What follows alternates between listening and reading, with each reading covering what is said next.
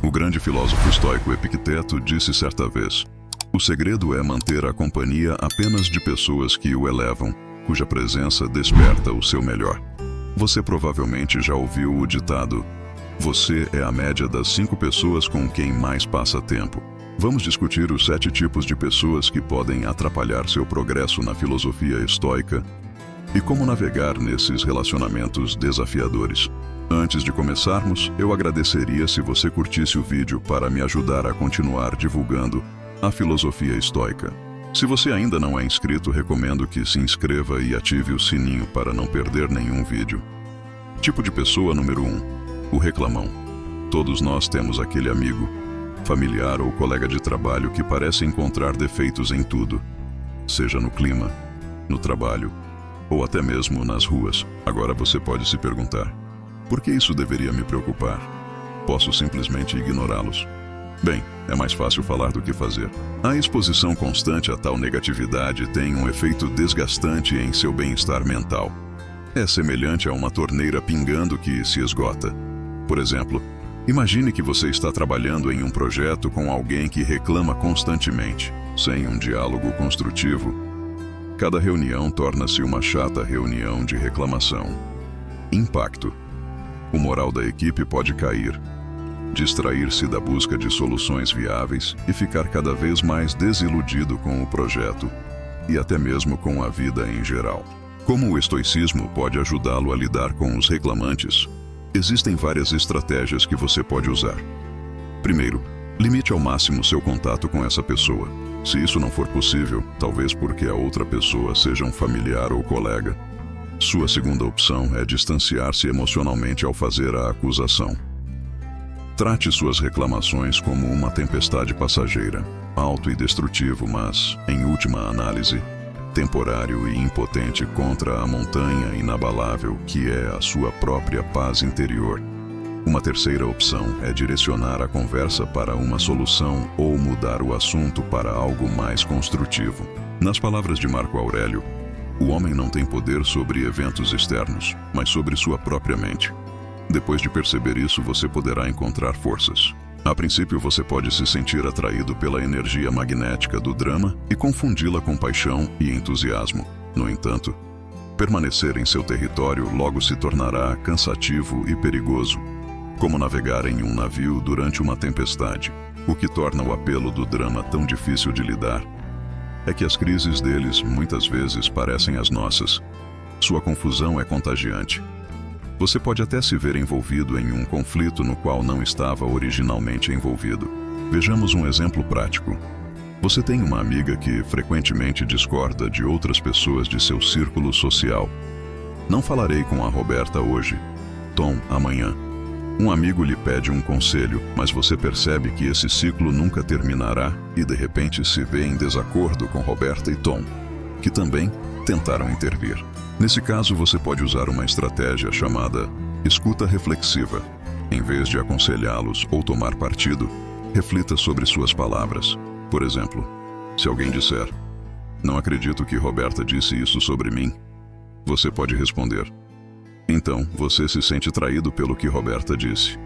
Outra abordagem, que pode ser contraintuitiva, é ficar indisponível intencionalmente. O estoicismo lembra-nos de valorizar o nosso tempo, mas em alguns casos, significa ser incapaz de responder às crises dos outros, principalmente se eles continuarem voltando sem solução. Deixe claro que você desligará o telefone em um horário específico. Estabeleça um período de foco, onde você se concentre apenas no trabalho ou no crescimento pessoal, e não será interrompido durante esse período. Nas palavras de Sêneca, a verdadeira felicidade consiste em aproveitar o presente sem se preocupar com o futuro. Isto é especialmente útil no caso de ímãs dramáticos. Em vez de se preocupar com a próxima crise, concentre-se no momento presente, que você pode controlar. Aproveite a sua vida e não deixe que os dramas dos outros atrapalhem. Certifique-se de dirigir seu navio com calma e evitar os vórtices que ameaçam seu caminho para o crescimento pessoal e a paz. Tipo 3. Pessimistas. Eles vêm ao seu ateliê, olham o seu trabalho e imediatamente começam a criticar você. Tem certeza que quer essa cor? Isso não parece realista. Como você sabe, A maioria dos artistas não consegue ter sucesso. Suas palavras, como listras de tinta cinza, começam a embaçar a tela em que você vive. Esta não é a crítica construtiva usual, mas pode ser valiosa.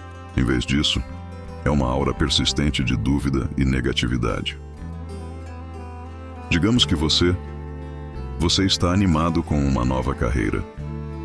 Você fez sua pesquisa, conversou com especialistas na área e talvez até fez alguns cursos preparatórios. Quando você conta seu entusiasmo a um pessimista, ele imediatamente lista os motivos pelos quais isso não funcionará. O mercado é muito competitivo. Você tem as habilidades certas. Logo, as dúvidas deles começam a parecer as suas. E a visão confiante que você já teve começa a vacilar. Então, como você lida com isso? Especialmente se houver um pessimista próximo a você.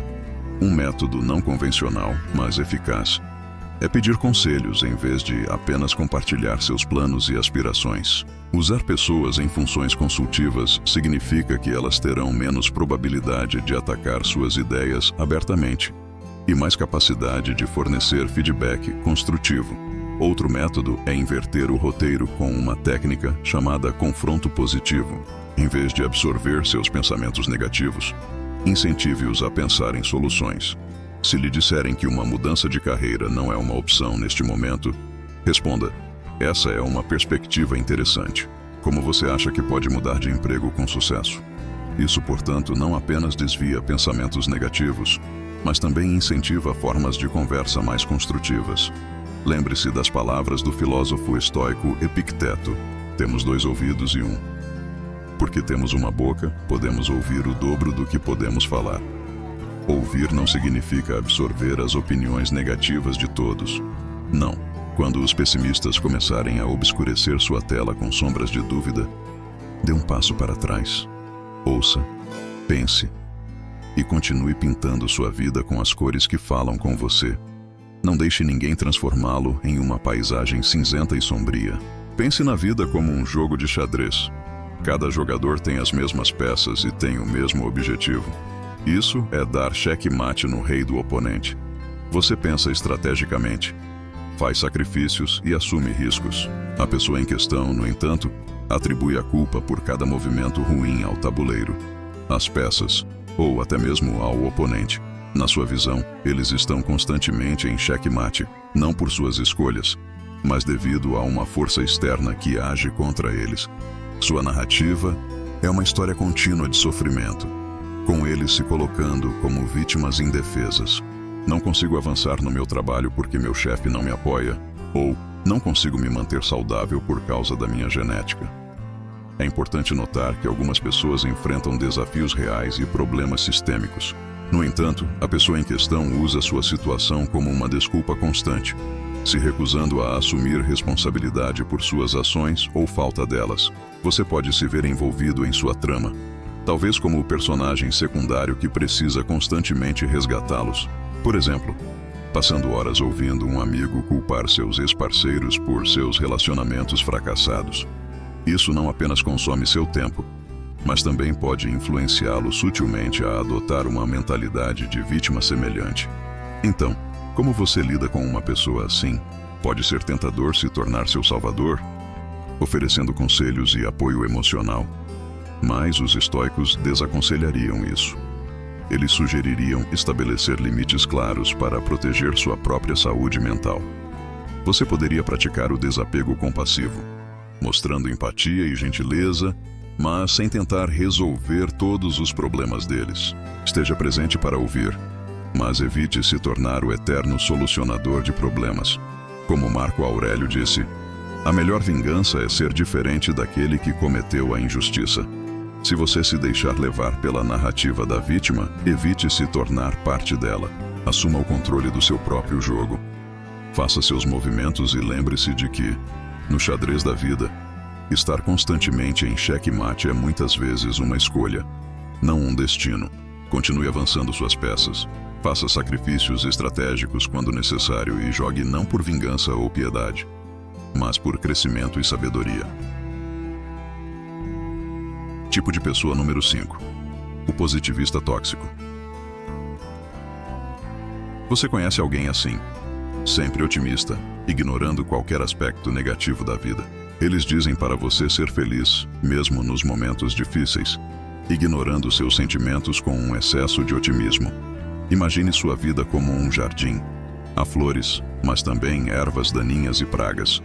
Um positivista tóxico insiste em focar apenas nas flores, ignorando os problemas. Tem pulgões nas folhas? Concentre-se nas flores. Não deixe a negatividade entrar no seu jardim, eles diriam. Embora pareça inspirador, a maneira como eles abordam a situação pode fazer com que você se sinta desvalorizado e desconectado da realidade.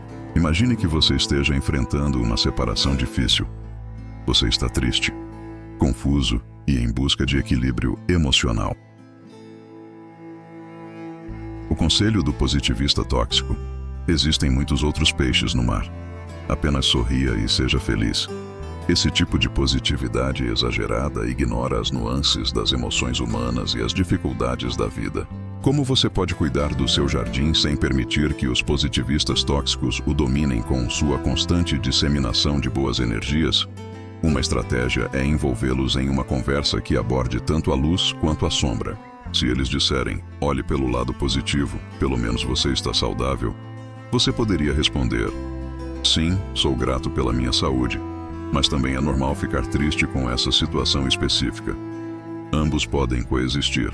Você também pode usar o que os psicólogos chamam de granularidade emocional, a habilidade de reconhecer e diferenciar uma ampla gama de emoções, tanto positivas quanto negativas.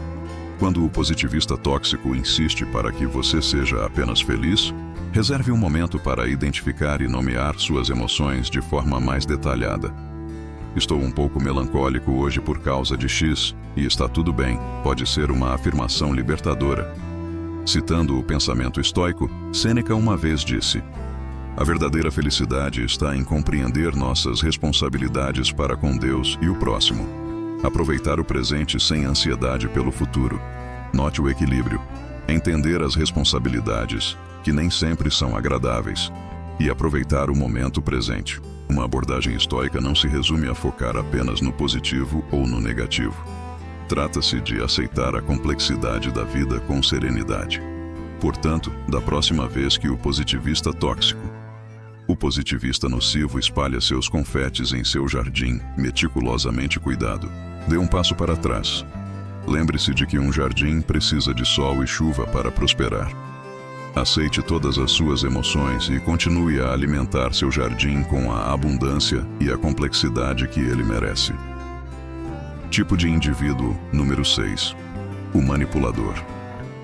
Imagine sua vida como um roteiro de cinema. Você é o protagonista e tem uma ideia de como sua história deve se desenrolar. Onde estão as reviravoltas?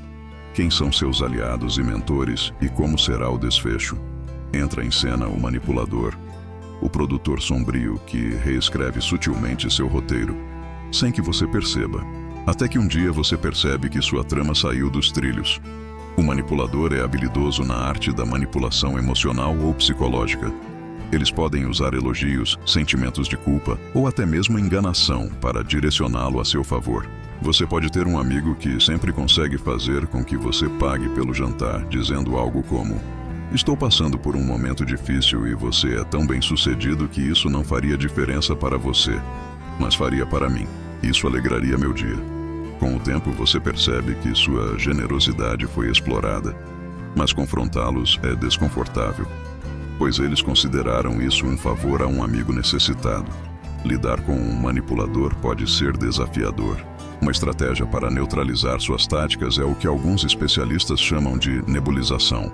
Esse método envolve concordar com qualquer verdade nas declarações do manipulador, mas resistir à pressão emocional.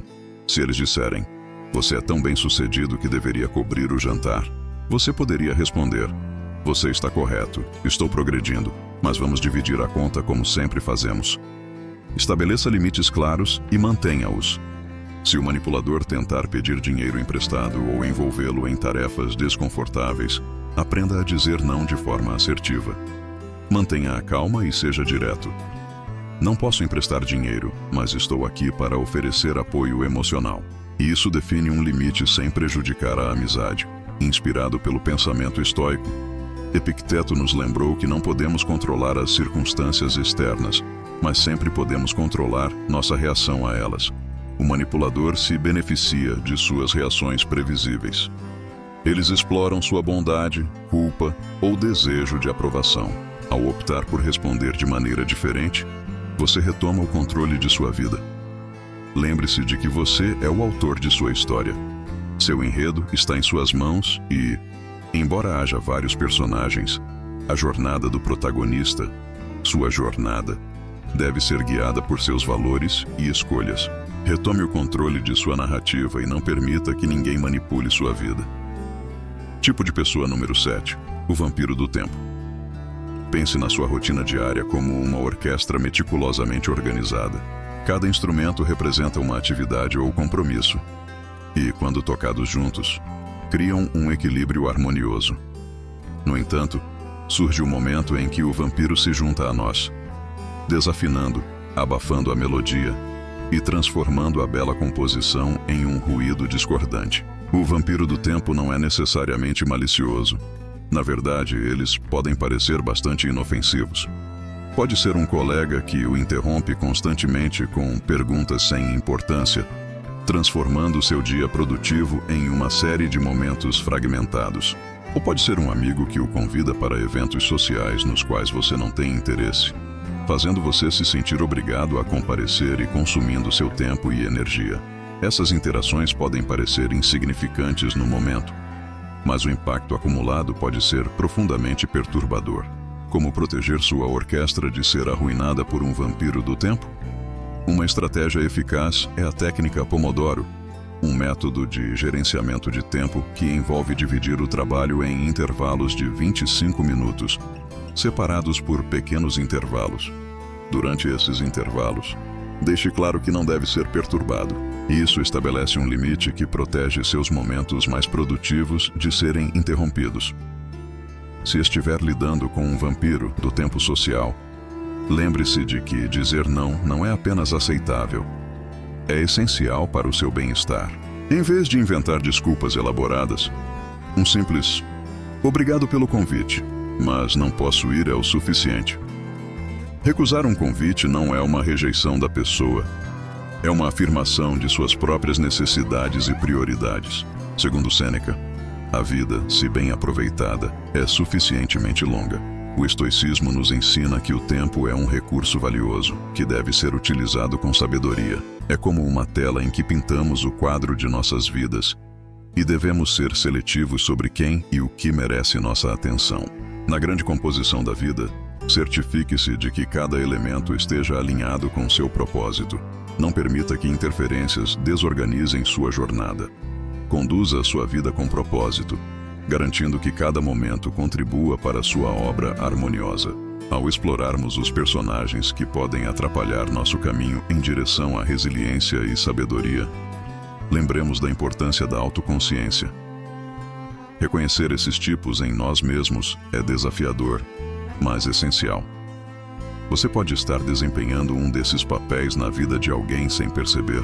O estoicismo não se resume apenas a lidar com o mundo, mas também a se compreender e evoluir. Se este texto despertou reflexões em você, compartilhe suas ideias nos comentários. Compartilhe suas experiências e pensamentos para enriquecer o diálogo. Que suas escolhas estejam alinhadas com suas virtudes. Suas ações reflitam sua sabedoria e sua vida seja a obra-prima que você deseja criar. Lembre-se de que a força do estoicismo não reside apenas nas lições que aprendemos, mas na comunidade que construímos juntos. Juntos somos estoicos. Obrigado por assistir e até a próxima. E não se esqueça, se inscreva em nosso canal e até o próximo vídeo.